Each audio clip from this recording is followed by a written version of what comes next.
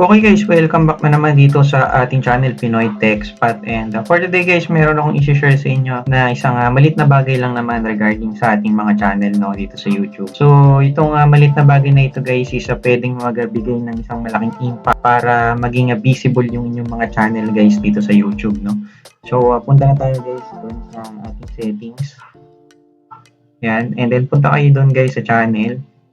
And dito guys sa basic info, so meron tatlong tab dito guys, no. Punta lang kayo dun sa basic info muna. So kung titingnan nyo guys, no, sa keywords, meron tayong mga nilagay dito na keywords, no. So itong keywords na to guys is kinuha natin sa TubeBuddy, no. Enter lang tayo ng keyword doon and kinuha natin siya ng mga peripheral keywords, no. So itong mga keywords na ito is related siya on how to make money online guys, no. So yan, make money online, affiliate marketing, how to make YouTube videos, online business, side hustle, and etc. no. So dito guys, kasi yung ating channel Pinoy Tech Spot is more on YouTube tutorials guys, no, kung paano mapapalago yung ating mga YouTube channel and kung paano mapaparami yung mga views, no. So ito yung mga keywords guys na nilagay natin associated doon. At isa na rin topic na tinatopic natin dito sa ating channel is yung how to make money online guys, no.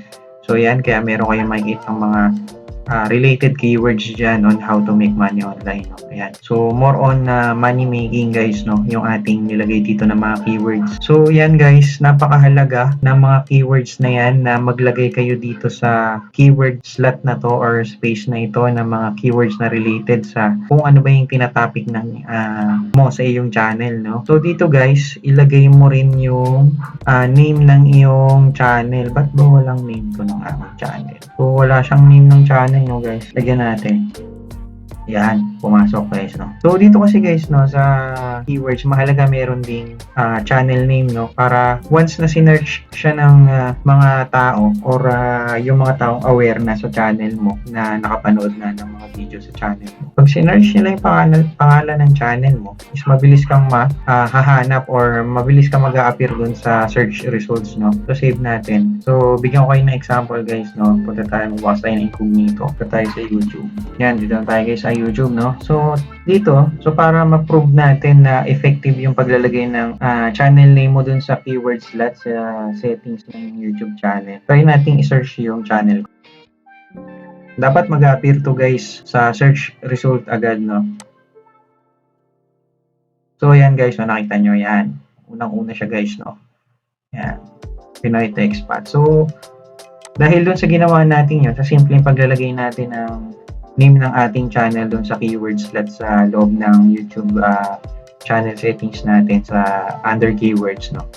So mabilis nang mag-a-appear yung channel nyo kapag merong nag-search ng channel name or channel title doon sa YouTube search bar, no. So napaka-helpful niyan. So somehow magkakaroon ng visibility yung channel mo and agad-agad siyang makikita ng mga taong nagse-search or gustong mapanood yung mga videos mo guys.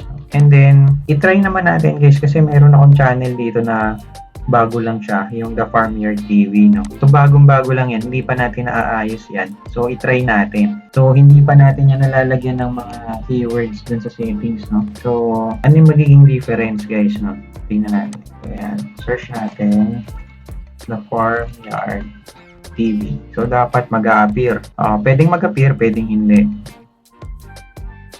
So yan, kita nyo guys, no, walang nag-appear, di ba? Hindi nag-appear yung The Farm Yard kasi nga bagong channel lang yon at hindi pa natin naayos yung mga keywords nun guys, no. So yan, kita nyo, hindi lumabas yung channel natin which is dapat lalabas katulad nung ginawa natin sa Pinoy Tech Spot, no. So yun yung kahalagahan ng keywords guys, no. So wag nyong sanang kalimutan yung keywords guys dahil yan ang isa sa mga magpapalago ng inyong channel at magpapakita or matutulong ma-expose yung channel nyo sa maraming tao, no? So yun lang guys, no? Huwag kakalimutan mag-like and subscribe kung meron kang nakuhang valuable knowledge dito sa ating upload, and yun lang, maraming salamat and God bless.